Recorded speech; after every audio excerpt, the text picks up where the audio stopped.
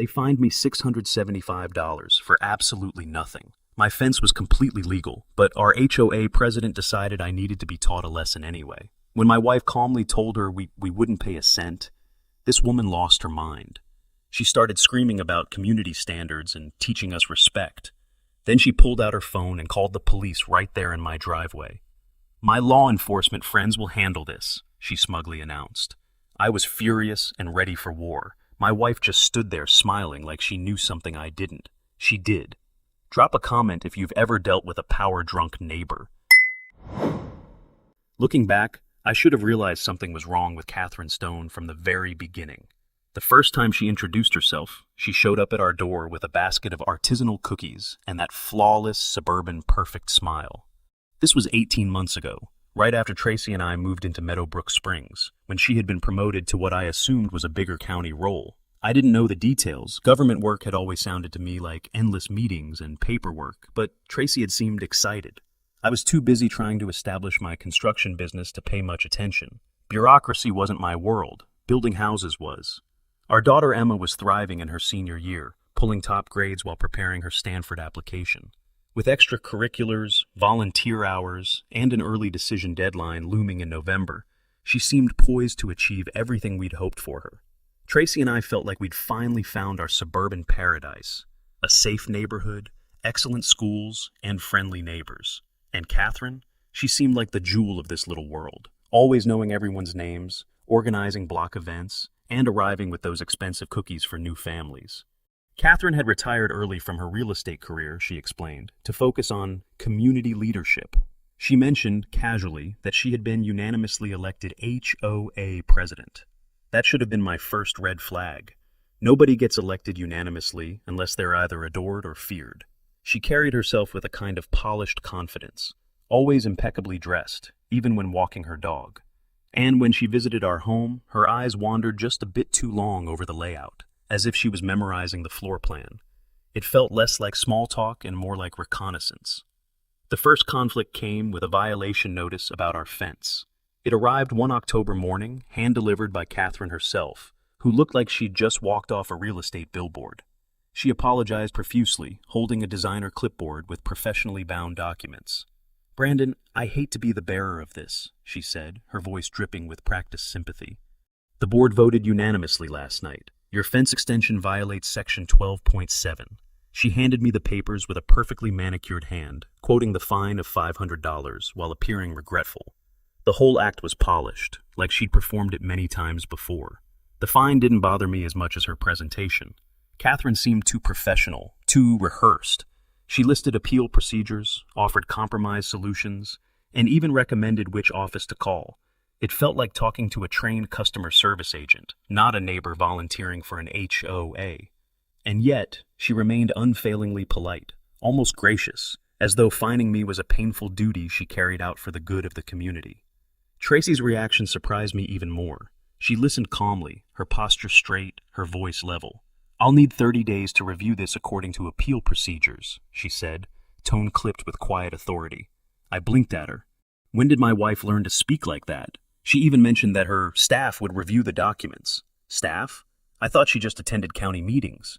Catherine's expression flickered for the briefest moment, as though she was recalculating something, before her polite mask returned. After Catherine left, Tracy pulled out official county letterhead to draft her response. I watched her write with precision, citing statutes and codes as if it were second nature. "Since when do you draft responses on county stationery at home?" I asked. She gave me a vague answer about proper formatting and protocols, but her confidence unsettled me. She sounded less like someone who attended meetings and more like someone who ran them.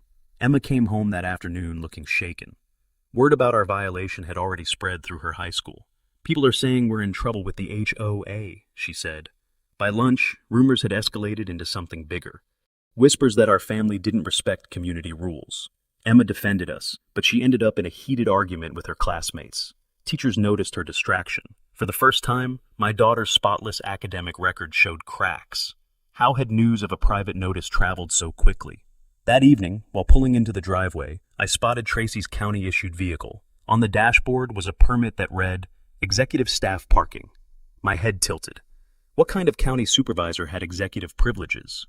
When I asked her, she brushed it off, saying something about needing frequent access for coordination.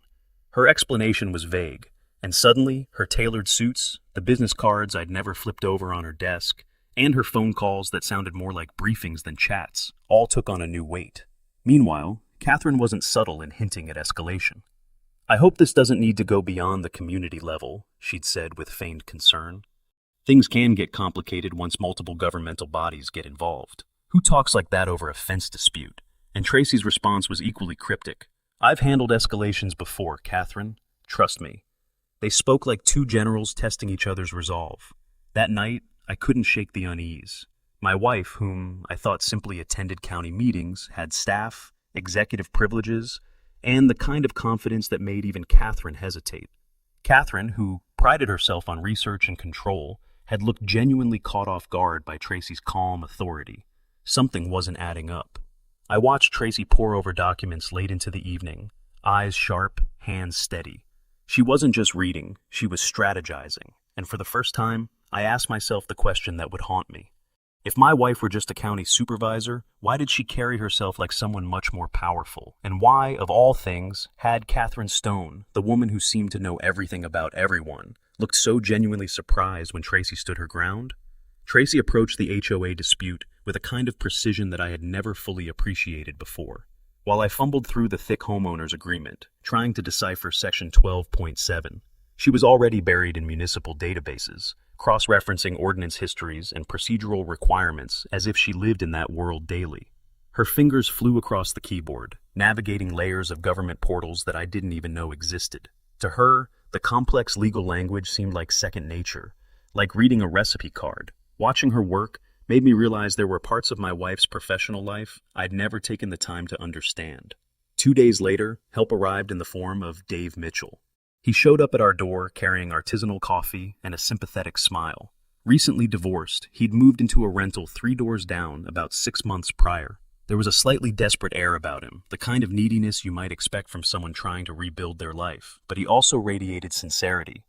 "I've been watching Catherine target newcomers for 2 years now," he said, spreading out a pile of documents across our kitchen table. "You're not the first. She's been driving families out. I've been documenting everything, just waiting for someone willing to fight back." His preparation was meticulous. He produced violation timelines, photos, and escalation notes with a level of detail that made me wonder how much of his time was spent on this personal crusade. He seemed to know Catherine's entire routine: property inspections every Tuesday morning, board meetings Thursday nights, violation notices Friday afternoons. He even predicted which types of infractions she would go after first. "She always starts with fences and landscaping," he explained. "It's visible.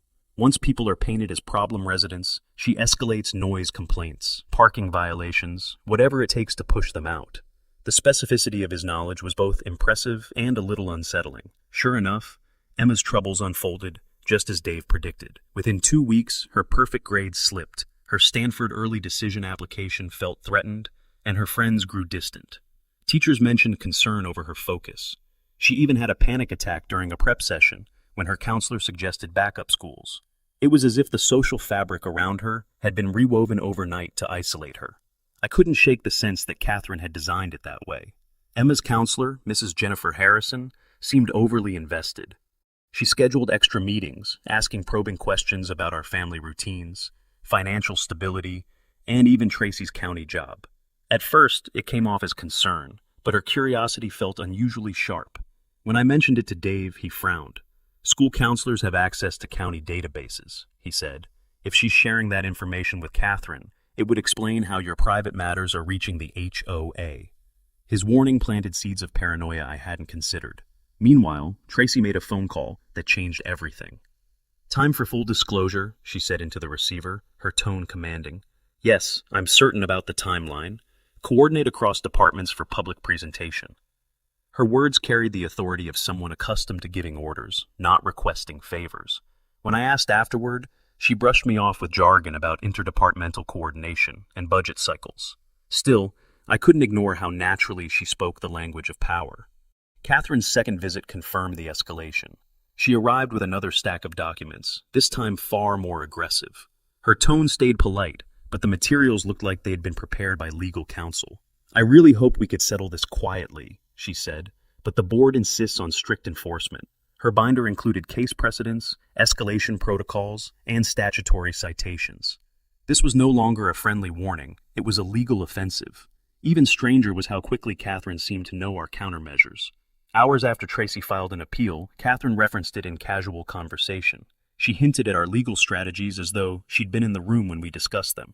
Dave's frustration matched mine. "Someone is feeding her information," he said flatly. "With that kind of access, it has to be someone tied to county systems." He encouraged us to tighten our circle and share fewer details.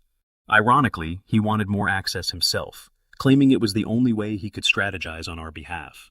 His advice leaned heavily toward escalation. Don't just file appeals, go public. File simultaneous complaints with multiple agencies. Make this about accountability. He spoke like someone familiar with politics, not just neighborhood disputes.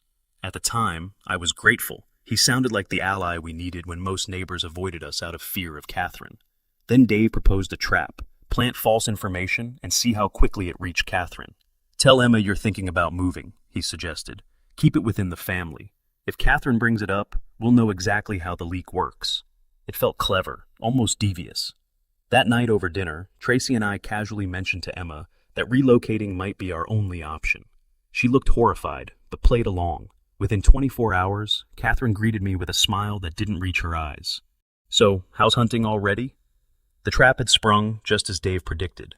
Meanwhile, my business began to suffer. 2 clients canceled contracts after hearing whispers about my HOA troubles. Rumors in the construction community spread faster than seemed natural, costing me thousands in lost revenue. Catherine's $500 fine had snowballed into something that threatened my livelihood. Dave expressed outrage, offering to vouch for me professionally. "I'll testify to your family's integrity," he said. His loyalty felt reassuring, even as our situation deteriorated. But then he mentioned something odd. "Ran into Catherine at the county building," he said casually. "She was asking about filing procedures."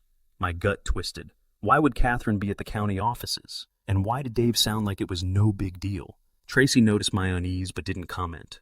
She just kept working late into the night, her desk littered with statutes, filings, and official documents that I now realized she handled with expert familiarity. Watching her, I couldn't help but think, my wife wasn't just playing defense. She was preparing for a larger war, one Catherine didn't even realize she'd started. Catherine's community standards and safety meeting looked less like a neighborhood gathering and more like a corporate presentation. The community center had been transformed into a professional space with charts, photographs of violations, and property value projections.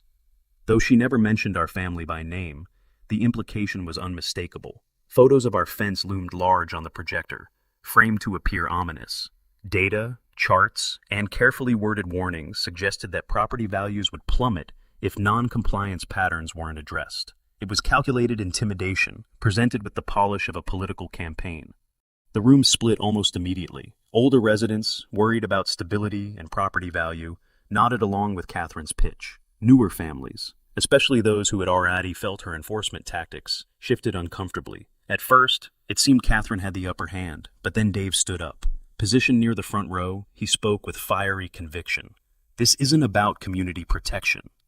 This is targeted harassment." His passionate words swayed a few undecided neighbors, though I noticed something troubling. His choice of words amplified the drama, making our situation sound worse rather than better. After the meeting, I realized Dave had revealed details no one outside our family should have known. He talked about how we were considering moving a lie we had planted deliberately. Somehow, in defending us, he had given Catherine exactly what she needed, proof to frame us as disruptive. Neutral neighbors began to whisper. Where there was smoke, they assumed there must be fire. Meanwhile, Emma's crisis deepened. With Mrs. Harrison suddenly on leave for a family emergency in Florida, she lost her main advocate at school. Substitute counselors didn't have the same rapport, and Emma spiraled further, her grades dipped, her Stanford essay faltered, and she confessed she was considering dropping advanced placement classes. I wanted to shield her, but the campaign against us had woven itself so tightly into our lives that even her future was being strangled. At home, Tracy continued balancing county work with our defense. She missed part of the meeting that night for what she called urgent county business. When she returned, she carried herself with the same composure I had seen before, calm, steady, as though this storm was familiar. During a break, she mentioned casually that her staff had called about an important budget vote. I froze. Staff? Budget votes? These weren't tasks for a minor official. My wife wasn't just participating, she was orchestrating. Catherine's momentum grew when she began a petition drive. She branded it Concerned Residents for Community Standards, carefully worded to appeal to people's financial self-interest, rather than personal grudges. 30 signatures appeared almost overnight. The document demanded accountability from families refusing cooperation. Everyone knew who the target was, but the wording was vague enough to shield Catherine from liability. Watching her maneuver made one thing clear. This wasn't just about fences or lawns. She was building a political case. Tracy, though, wasn't cowed. Her ability to navigate pressure amazed me. When a neighbor asked about her specific responsibilities, she answered with bureaucratic precision. I coordinate interdepartmental policy and resource allocation. It was vague, yet powerful enough to leave an impression. People recognized authority even if they didn't understand its scope. For the first time, I saw cracks in Catherine's confidence. Her eyes narrowed, her smile faltered. She wasn't sure anymore who she was really up against. The highlight of the meeting came when Catherine hinted at law enforcement support.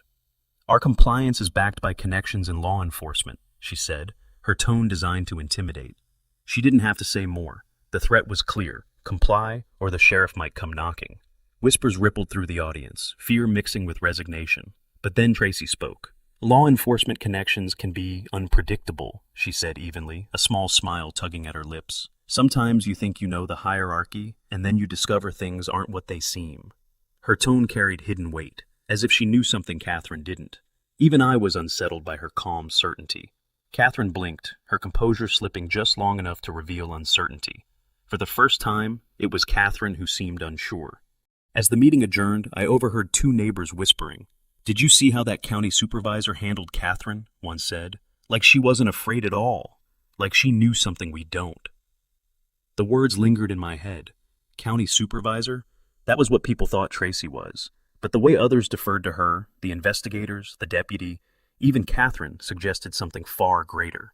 When we got home, the weight of it all pressed down on me. My business was collapsing. 2 more clients had withdrawn because they didn't want to be associated with legal troubles. Emma was unraveling under the pressure. Neighbors we'd once called friends now avoided eye contact. And yet, in the middle of all that, Tracy was steady, composed, almost serene. It was like she'd been through worse storms before. I finally asked her, "How do you stay so calm? Catherine is threatening police action. The whole community is against us. Emma's falling apart. And you sit here, reviewing documents like you've already won." Tracy looked up from her papers, her eyes sharp but gentle. "Because I know something Catherine doesn't," she said. She didn't elaborate, and maybe she didn't need to. In that moment, I realized the war wasn't just about Catherine's obsession with control. It was about secrets my wife carried, ones that even I hadn't uncovered yet. The stage was set. Catherine thought she was winning. Dave appeared to be our most loyal ally. Emma was under siege. My business was on the verge of collapse. And Tracy? She sat in the middle of the storm, calm and resolute, preparing for a counterstrike Catherine could never anticipate. Tracy's counteroffensive was a thing of bureaucratic beauty that made me realize I'd seriously underestimated my wife's governmental expertise.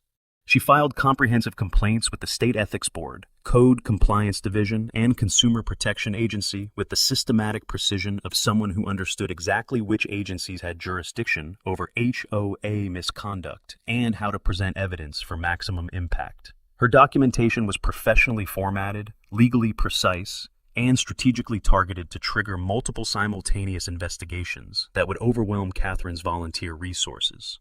Watching her navigate complex procedural requirements and regulatory frameworks with insider knowledge was like discovering she'd been speaking a foreign language fluently while I assumed she was still learning basic vocabulary. Her complaint filings referenced specific statutes, included properly indexed evidence, and demonstrated familiarity with governmental processes that suggested extensive experience rather than casual participation. The information leaks continued with disturbing precision that confirmed someone with direct access to our planning discussions was feeding Catherine real-time intelligence about our defensive strategies. Despite limiting our conversations to private family meetings at home, Catherine somehow knew about Tracy's ethics board filing before the investigator called to schedule our interview. She referenced our legal strategy during casual neighborhood encounters, anticipated our procedural moves with uncanny accuracy, and demonstrated knowledge of our timeline and tactics that could only come from someone present during our planning sessions. Dave expressed appropriate frustration about the security breach while offering increasingly specific advice about strategic coordination. "Someone with county access is definitely feeding her information," he said, suggesting we share detailed information about Tracy's work schedule and meeting availability so we could plan a better strategy around her professional obligations.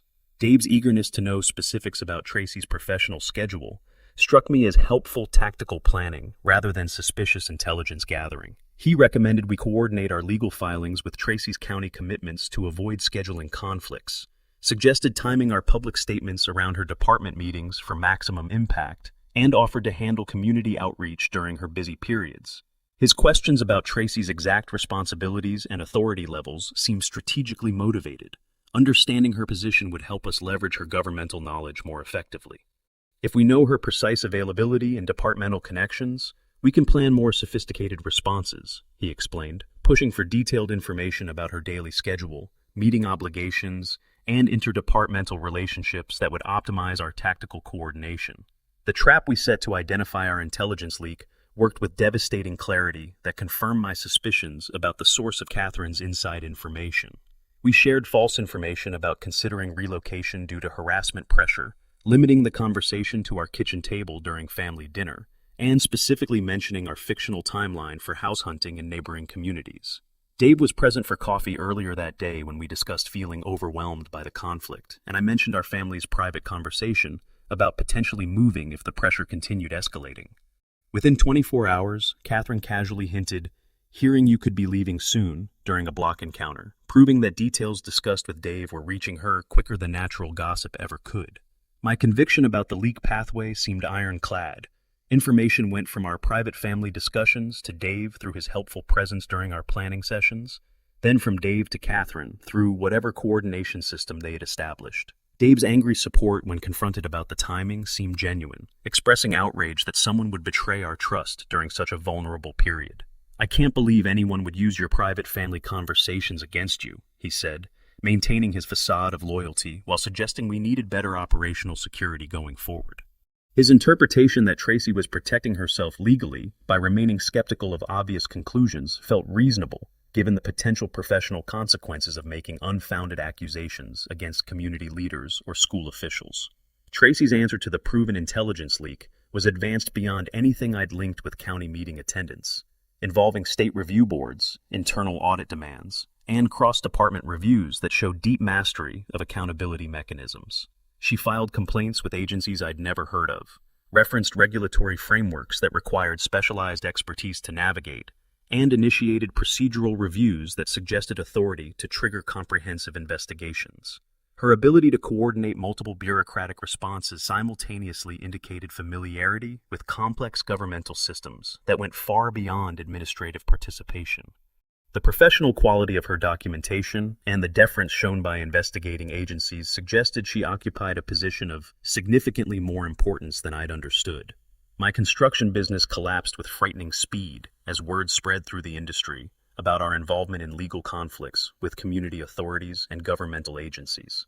Another significant client terminated our contract after hearing about neighborhood conflict, and multiple prospects collapsed when builders feared disputes could disrupt schedules or community relations. The financial pressure mounted exponentially, turning Catherine's original $500 fine into thousands of dollars in lost revenue, legal expenses, and business reputation damage. Dave offered to supply character references and vouched for our family's integrity to potential clients, though his efforts failed to offset the systematic harm to our professional reputation across the local construction field. Emma's academic crisis reached a breaking point that threatened everything she'd worked toward during her high school career. She lost her honor roll, standing for the first time in her academic life, her scores slipping to levels that made her dream of Stanford early admission increasingly impossible. The stress manifested in panic attacks during standardized testing sessions, social isolation from former friends who distanced themselves from our family's controversy, and serious consideration of withdrawing her Stanford application entirely. Her substitute counselor recommended reducing her course load until our family's situation stabilized, effectively derailing her college preparation during the most crucial semester of her senior year. The systematic destruction of her academic and social environment felt like calculated psychological warfare designed to pressure families into compliance through their children's futures. Tracy's reaction to our evidence about the intelligence leak was unexpectedly skeptical, warning me to be very careful about assumptions and reminding me that things aren't always what they appear to be on the surface. Her caution felt like legal self-protection, rather than genuine doubt about our conclusions, especially given the professional consequences she might face if we made unfounded accusations against community leaders or school officials. Dave interpreted her hesitation as appropriate prudence from someone whose county position required careful documentation before making serious allegations. She can't accuse anyone without bulletproof evidence, he explained, suggesting we needed more comprehensive proof before Tracy could safely support our conclusions about the leak source and coordination mechanisms.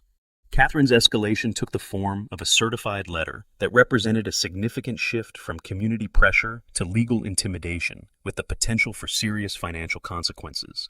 Instead of another house visit, she sent professionally drafted documentation outlining lien procedures, legal precedents for enforcement, and timeline requirements for compliance that suggested consultation with legal counsel rather than volunteer HOA guidance. The letter cited numerous statutes, contained legal citations, and described escalation steps with the detail of someone assembling a full lawsuit rather than handling a neighborhood issue. Her shift to formal legal processes indicated confidence in her position and access to professional resources that went beyond typical volunteer organization capabilities. Tracy's response to Catherine's legal escalation carried the same enigmatic confidence that had puzzled everyone during the community meeting, suggesting knowledge about power dynamics and procedural outcomes that the rest of us lacked. "Yes, Catherine, I agree this should end soon," she said with a slight smile that seemed to contain inside information about approaching developments. "Very soon indeed." Her tone suggested anticipation of events that would resolve our situation in ways Catherine hadn't anticipated, though she remained characteristically vague about the specific mechanisms or timeline involved. The quiet certainty in her voice felt like someone counting down to a predetermined outcome, rather than hoping for favorable circumstances. Catherine's certified letter includes a line that makes Brandon's blood run cold. "I've contacted my law enforcement connections to ensure proper compliance procedures are followed." She actually thinks she has cops on her side. This is about to get very interesting. The State Ethics Board investigators arrived with the kind of professional gravitas that transformed our suburban dispute into something resembling a federal case. Multiple serious-looking officials with clipboards, recording devices, and the systematic efficiency of people accustomed to investigating misconduct by public officials created an atmosphere of formal accountability that made Catherine's volunteer HOA leadership seem suddenly insignificant. Their presence legitimized our complaints in ways I hadn't expected, treating the harassment of county employees as a matter requiring state-level oversight rather than local community resolution. The lead investigator addressed Tracy with unusual deference throughout the preliminary interview, calling her Commissioner Phillips in a tone that suggested recognition of authority rather than mere courtesy. I assumed it was standard respectful protocol for addressing county employees during official proceedings. The investigators' conduct toward Tracy puzzled me during the 6-week probe, as they consistently treated her like someone whose time was scarce and whose cooperation was respected rather than demanded. They scheduled interviews around her availability, deferred to her scheduling preferences, and asked permission before recording conversations in ways that seemed unnecessarily accommodating for someone providing victim testimony. When the lead investigator addressed her as Commissioner Phillips during our joint interview, I thought it was simply professional courtesy, until I noticed the junior investigators taking detailed notes whenever she spoke. Their body language suggested they were documenting statements from someone whose words carried weight in governmental circles, though I attributed this to her county employment rather than any specific position or authority. My confusion deepened during a chance encounter at the grocery store, when Deputy Walker recognized Tracy and acted with the kind of respectful formality usually reserved for judges or elected officials. "Good morning, Commissioner," he said with genuine deference, tipping his hat slightly while maintaining professional distance that seemed more significant than casual politeness. "Hope you're having a good day and that county business is treating you well," Tracy responded with the easy familiarity of someone accustomed to such recognition, thanking him for his service and mentioning budget considerations in passing. The exchange lasted less than 30 seconds, but the deputy's respectful demeanor suggested he knew exactly who Tracy was and why her opinion mattered to his department's operations. Dave continued demonstrating unwavering loyalty throughout the investigation period, offering to testify about Tracy's professional character and our family's integrity during what he described as systematic persecution by community extremists. His support felt genuine and desperately needed, as other neighbors maintained a careful distance from our family to avoid association with ongoing legal proceedings. Dave volunteered to research county organizational charts to help us understand Tracy's position and leverage her governmental knowledge more effectively. If we better understand the bureaucratic structure and chain of command, we can present your case more persuasively, he explained, showing unusual initiative for someone supposedly just offering neighborly support during a difficult period. Mrs. Harrison returned from Florida completely unaware of the accusations, and shocked to learn that anyone had considered her behavior suspicious or inappropriate. Her boarding pass, hotel receipts, and hospital visit records for her mother's cancer treatment provided ironclad documentation that her absence was planned weeks in advance and completely unrelated to our HOA situation. She expressed genuine concern about Emma's academic decline and offered additional counseling support to help her recover from the stress-related performance issues. "I was simply doing my job, caring about Emma's well-being," she said with obvious hurt that anyone would question her professional integrity. "I never meant for my thorough documentation to seem intrusive or inappropriate." Her vindication felt simultaneously relieving and embarrassing, given how convinced I'd been of her involvement. The investigation proceeded with bureaucratic thoroughness that impressed me with its systematic approach to documenting Catherine's harassment patterns and procedural violations. Investigators interviewed neighbors, reviewed HOA documentation, analyzed financial records, and compiled evidence with the methodical precision of people building comprehensive cases for potential prosecution. Their 6-week timeline reflected the seriousness with which state agencies approached misconduct allegations involving public officials, treating our situation as more than a neighborhood dispute requiring mediation. The professional quality of their documentation and the scope of their investigation suggested they were preparing materials for potential legal action rather than simply fact-finding for administrative resolution. Catherine's overconfidence during her investigator interview revealed how completely she'd misunderstood the situation she'd created for herself. She told investigators with absolute certainty that Tracy was a low-level county employee attempting to abuse a minor administrative position to avoid legitimate community obligations. Her dismissive characterization of Tracy as some kind of clerk or coordinator demonstrated the thoroughness of her research blind spot regarding the actual governmental structure and authority relationships. Catherine spoke with the condescending confidence of someone explaining obvious facts to investigators who seemed confused about basic jurisdictional issues. Her certainty about Tracy's insignificant position in county government became a central element of her defense strategy. The investigators' puzzled reaction to Catherine's description of Tracy's role was the first clear indication that something fundamental was wrong with our understanding of the situation. They exchanged confused glances when Catherine confidently described Tracy as a low-level administrative employee, asked clarifying questions about exactly what county role she believed Tracy held, and seemed genuinely bewildered by the disconnect between Catherine's assumptions and their knowledge of governmental structure. "Ma'am, could you clarify exactly what county position you believe she occupies?" the lead investigator asked with barely concealed confusion. Catherine's detailed explanation about clerks and coordinators trying to seem important only deepened their puzzled expressions. I overheard a fragment of a conversation between investigators that should have clarified everything if I'd been paying closer attention to the implications of their words.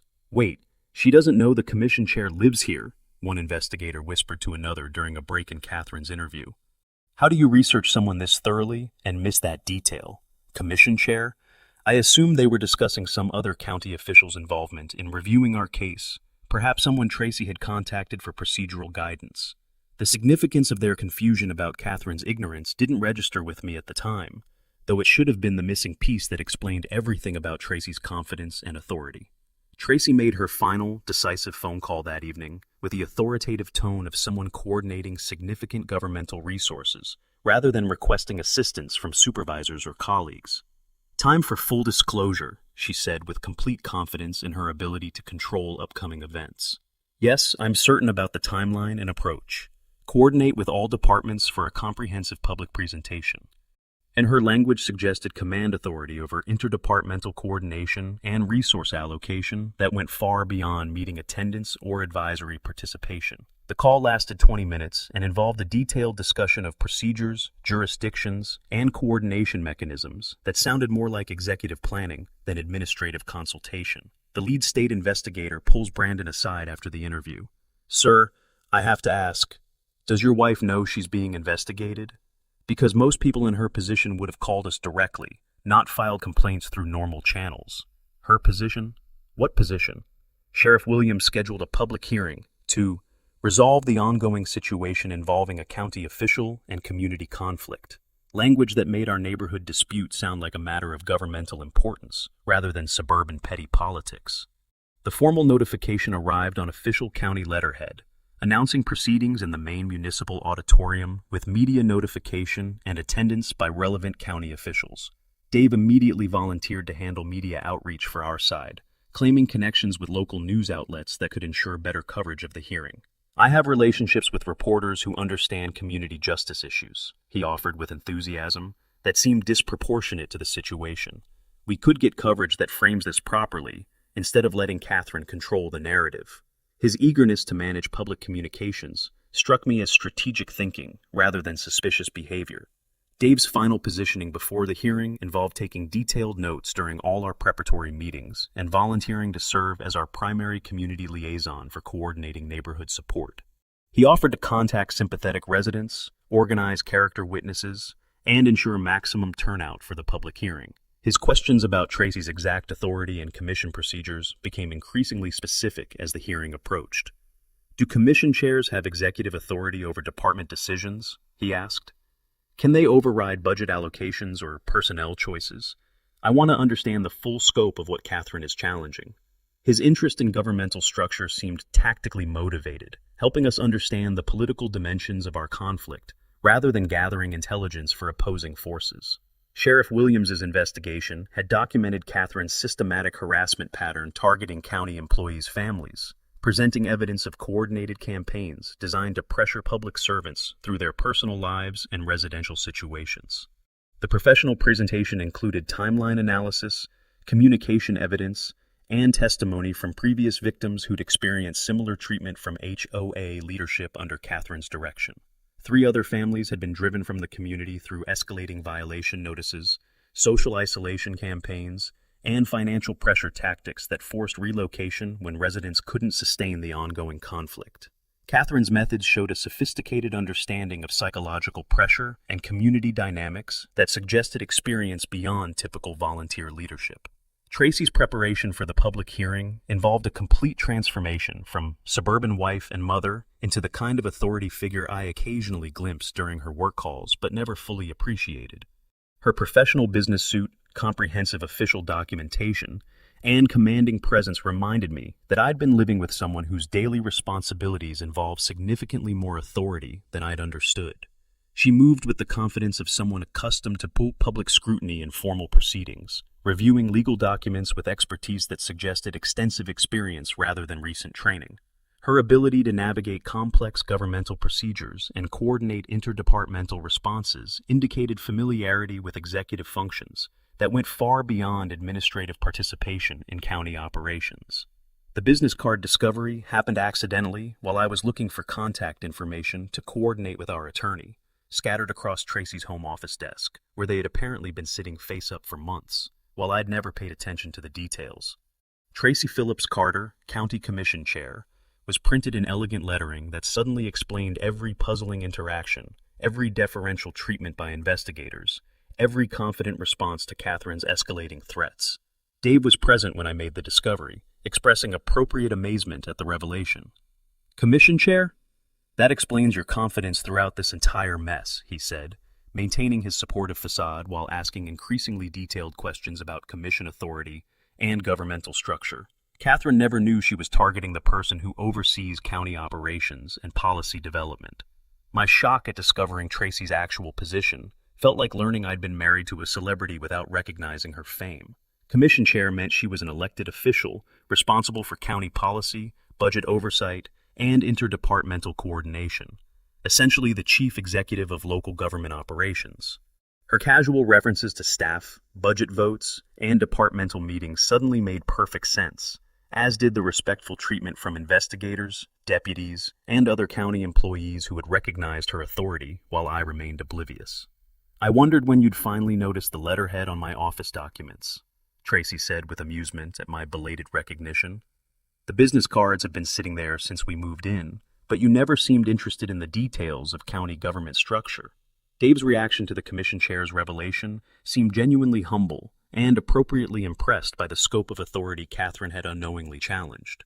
"No wonder you've been so calm about this entire situation," he said, asking specific questions about commission procedures and executive authority that seemed motivated by curiosity about governmental operations rather than intelligence gathering. "Catherine picked the wrong target entirely. She's been trying to intimidate the person who literally oversees the departments she's threatening to involve." His questions about whether commission chairs could override departmental decisions or influence law enforcement policies seemed like a natural interest in understanding the political dynamics of our situation, rather than suspicious probing for tactical intelligence. Community preparation for the public hearing reached fever pitch as residents chose sides between supporting Catherine's community standards enforcement and questioning her methods against county leadership. The media notification attracted attention beyond our neighborhood, with local reporters covering the story as a case study in HOA overreach and governmental accountability. Dave coordinated our supporter outreach with impressive efficiency, contacting sympathetic neighbors and organizing character witnesses who could testify about our family's positive contributions to community life. His networking skills and political instincts proved invaluable for building coalition support during the final preparations, though his eagerness to control communications and coordinate strategy continued striking me as unusually sophisticated for neighborly assistance. Catherine's research limitation finally made sense when Tracy explained the name discrepancy that had enabled our opponent's fundamental misunderstanding of the situation. Catherine had researched property records showing Tracy Phillips, while Tracy's professional and campaign materials used her hyphenated married name, Tracy Phillips Carter, for political purposes. Commission chair positions weren't listed in basic property databases, and Catherine's real estate background focused on ownership research rather than political office databases. Her thorough investigation of our family had missed the single most important detail that would have completely changed her strategic approach to neighborhood enforcement. The irony was devastating. Catherine's professional competence had been undermined by the same attention to detail that made her effective at harassment campaigns. Catherine arrives at Brandon's house with a sheriff's deputy in tow, confident and smug. "I told you this would end one way or another. Deputy Walker here will explain your legal obligations." The deputy looks uncomfortable and keeps glancing at Tracy like he recognizes her from somewhere. "Tell me in the comments, have you ever seen someone dig their own grave this deep? Because Catherine just brought a shovel to her own funeral." The county auditorium was packed beyond capacity, with community members, county officials, and local media representatives who'd transformed our neighborhood dispute into a public spectacle of governmental accountability and community standards enforcement. Catherine had orchestrated maximum attendance through her petition campaign and community outreach, confident that public scrutiny would expose Tracy's alleged corruption and vindicate her enforcement methods. Dave positioned himself prominently in the front row with our family, taking detailed notes and displaying unwavering support that influenced several residents who respected his apparent dedication to justice. The formal proceedings attracted attention far beyond Meadowbrook Springs, with reporters covering the story as a case study in HOA overreach and the intersection of community governance with county administration. The atmosphere felt more like a political trial than a neighborhood hearing, with clear battle lines drawn between Catherine's supporters and our scattered allies. Catherine's presentation was a masterpiece of sophisticated argumentation that would have impressed political consultants and legal professionals. She'd prepared professionally bound documentation, statistical analyses, and precedent cases that painted Tracy as a corrupt politician abusing governmental position to avoid legitimate community obligations. Her argument was methodical and compelling, referencing multiple ordinances, constitutional principles, and governmental accountability standards with the precision of someone who'd consulted legal counsel extensively. "We cannot allow public officials to believe their positions exempt them from the same community standards that govern every other resident," she declared with righteous conviction that resonated with citizens concerned about governmental overreach and political privilege. Her presentation included timeline evidence, financial analysis, and testimonial support that created a comprehensive case for official misconduct, requiring immediate investigation and resolution. Dave's public testimony defending our family was passionate and articulate, emphasizing Tracy's professionalism and our dignity throughout the systematic harassment campaign Catherine had orchestrated. "I've witnessed how appropriately Commissioner Phillips has handled this persecution," he said, his voice carrying conviction that influenced undecided residents. "Never once has she acted inappropriately or abused any governmental authority. This family has endured months of targeted harassment with grace and integrity that reflects their character." His defense touched on our positive contributions to community life, Tracy's professional competence, and the disproportionate response to minor procedural disputes. Several neighbors nodded appreciatively at his advocacy, apparently convinced by his passionate support and detailed knowledge of our situation throughout the prolonged conflict. During the hearing's first recess, I stepped outside for air and accidentally discovered the truth that shattered everything I'd believed about our neighborhood ally and supporter. Dave stood behind the auditorium building, talking quietly on his phone, apparently assuming privacy while conducting what sounded like a coordination call with someone on the other end. "Yes, Catherine, the misdirection worked perfectly," he said with satisfaction that made my blood freeze. "Mrs. Harrison, she's been in Florida caring for her sick mother for 3 weeks. She had absolutely nothing to do with any of this. The fake information about the family relocating worked exactly as planned. They completely bought that she was the leak source." His tone carried the casual confidence of someone reporting successful mission completion, rather than betraying friends who'd trusted him completely. My devastating realization that Dave had been Catherine's paid informant from the beginning felt like discovering that gravity worked in reverse. Everything I'd believed about our situation was fundamentally wrong. Dave continued his conversation with increasing detail about his intelligence gathering and coordination efforts. "Look, I never expected the target to be county commission chair," he admitted with concern that suggested Catherine's reaction wasn't entirely positive. "I thought she was just some low-level administrator, like you said. But my intelligence was solid, helped you plan everything perfectly from the beginning." The depth of his betrayal was staggering, involving months of careful manipulation, false friendship, and systematic information gathering, while maintaining a facade of loyal support throughout our family's crisis.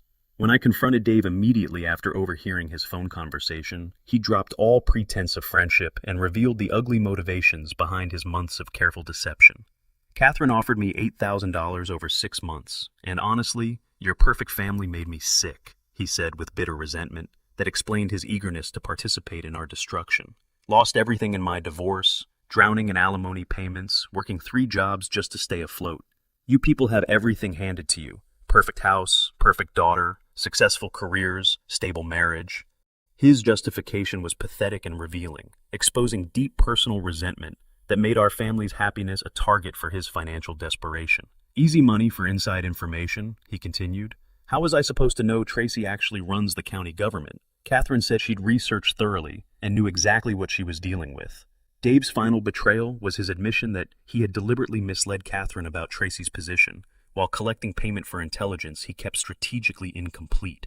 "I told Catherine what she wanted to hear, that Tracy was some minor county employee," he confessed. "I never corrected her assumptions because that would have ended my paycheck." His deception was multi-layered. He betrayed our family's trust while lying to his employer about the true scope of Tracy's authority. The irony was perfect. Dave had been paid to spy on the county commission chair while assuring Catherine she was targeting a powerless bureaucrat. His greed created the exact conditions for her spectacular miscalculation, guaranteeing consequences he never anticipated for both his victims and his employer. The climax came when Sheriff Williams addressed the formal resolution of harassment allegations and the next steps for interdepartmental coordination. "Commissioner Phillips," he said with a respectful formality owed to county leadership, "we have documented evidence of systematic harassment of public officials, filing false reports, and conspiracy to defraud community residents. I request your input on interdepartmental coordination before proceeding with a referral to the district attorney." His language was carefully professional, recognizing Tracy's authority over county policy while maintaining law enforcement independence. The formal acknowledgement of her position sent shockwaves through the room, as Catherine's supporters realized they had been championing harassment of the person who oversaw county operations and budget allocation. Catherine's world collapsed in real time as she finally grasped the magnitude of her mistake and the identity of her target. Commission chair? What are you talking about? Chair of what commission? She stammered, her confident facade crumbling. Months of planning and community organizing had been built on ignorance about government structure and Tracy's actual role. Dave, you said she was just some county clerk, she cried, grasping how completely her paid informant's calculated omissions had misled her. The public nature of her humiliation was brutal, with community members and media witnesses documenting her recognition that she had orchestrated systematic harassment of county leadership. Tracy's response to Sheriff Williams's request displayed the executive authority that had long puzzled me. I recommend full coordination with all affected departments and immediate referral to the district attorney, she said, her presence commanding the auditorium. This behavior threatens public officials' ability to serve and requires a comprehensive investigation to prevent future incidents. The transformation from neighborhood harassment victim to governing executive was complete, revealing the person I had married without fully understanding her professional significance or political authority. The district attorney's immediate acceptance confirmed the seriousness of Catherine's legal exposure and the institutional support Tracy commanded. We will file charges within 48 hours, the office announced, treating harassment of county leadership as a priority case. Catherine's petition backers began retreating, recognizing they had endorsed persecution of elected officials responsible for county operations countywide. Dave's duplicity stood exposed. The perfect reversal was complete. Catherine had called the police to force compliance from someone she believed was a Portland County clerk, only to discover she'd been systematically harassing the person who chairs the body overseeing law enforcement policy, budget allocation, and interdepartmental coordination. Her confidence in law enforcement support evaporated as she realized that the very officials she'd expected to intimidate us actually reported to the person she'd been targeting. The irony was devastating and absolute. Every threat she'd made, every enforcement mechanism she'd referenced, every governmental authority she'd claimed was ultimately controlled by the woman she'd been trying to intimidate into submission. As Catherine's world crumbles in the hearing room, Deputy Walker whispers to his partner loud enough for everyone to hear, "Holy shit, we just tried to serve a compliance notice to the person who approves our department's budget." The room goes dead silent. Catherine's face turns white as she finally understands what she's done. The digital evidence trail exposed Dave's betrayal with forensic precision. Venmo payments totaling $8,000 over 6 months were labeled landscape consulting, creating a financial paper trail that proved systematic compensation for intelligence rather than neighborly help.